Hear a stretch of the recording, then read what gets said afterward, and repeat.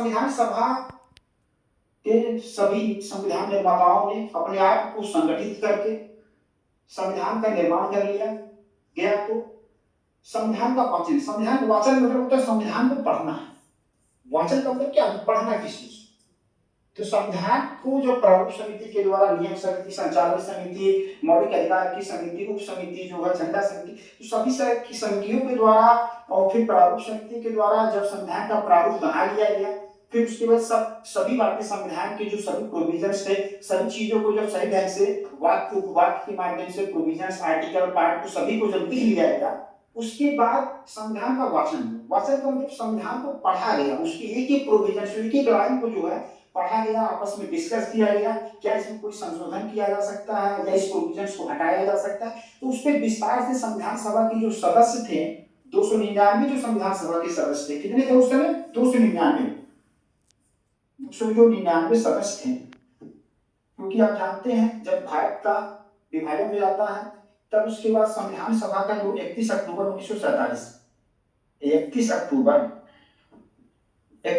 1947 को संविधान सभा की बैठक पुनः बुलाई जाती है। उसमें 299 सदस्य संविधान सभा के रहते हैं। कितने रहते हैं संविधान सभा के?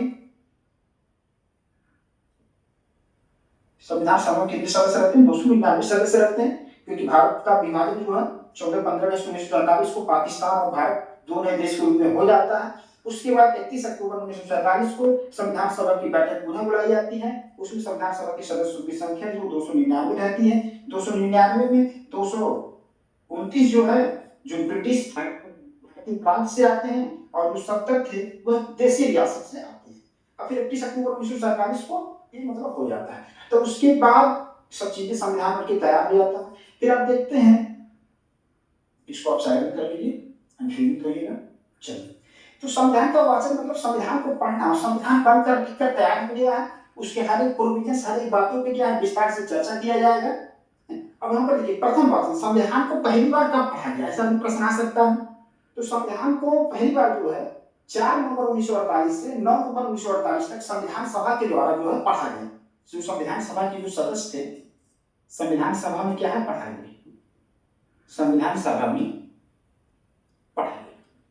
ठीक है, तो 4 नवंबर से 1948 से लेकर 9 नवंबर 1948 तक 4 नवंबर 1948 से 9 नवंबर 1948 तक।